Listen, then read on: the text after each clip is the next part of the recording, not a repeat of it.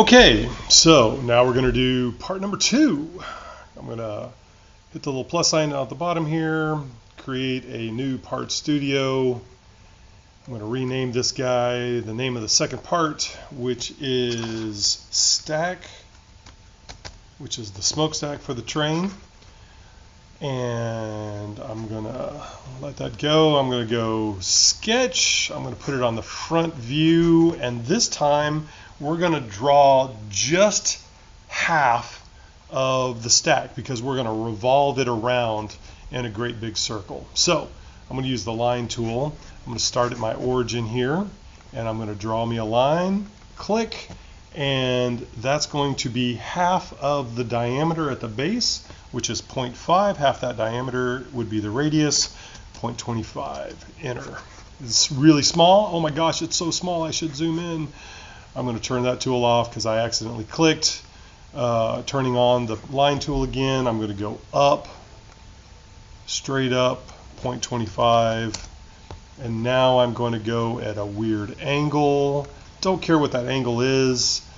And as I look and zoom back out, I'll stop doing that silliness. I need another angle here, and I'll figure out that one here in just a second. Click, and then I'm going to close it out. Click, and it's still not a shape until I bring it all the way down. Click. And now you can see it's a shape. It's darkened in. I'm going to use my dimension tool, and I need to dimension from this point to the inside, and that's going to be half the radius. So I can either say 1.25 divided by 2.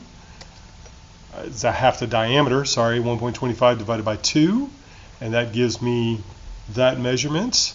And then I want this angle, so it's the angle compared to this line on that. So if I say 25, there we go. No, it's not 25, it's 15. Goodness, you're watching me make mistakes today. 15, because I can read. I need to turn the tool back on, and I'm going to say the height. So from the bottom, that height is going to be 1.5, and the height here to the bottom is 1.75. Everything's in black, green check mark, and now I'm going to do revolve.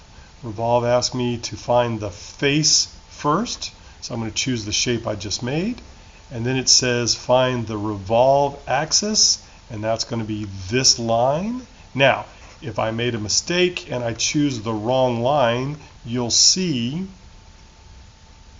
it didn't work. You'll see where it revolves depending on which line you choose, and it will revolve around those lines. It's not doing it there because it won't do it. It won't resolve.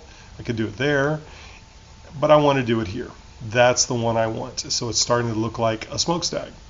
Choosing the right edge for the revolution.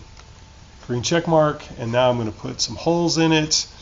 I'm going to use the hole tool. I'm going to choose this top. Oh, I got to put a point in there first. Dadgummit. Start a sketch on this surface. I want to put a point. I want to put it in the center. Click, because I had put it on the origin, so it lines up on the origin. Green check mark. Now I can do my hole. I'm going to put the hole here, and I need to start telling it the right information. So it is a counterbore hole.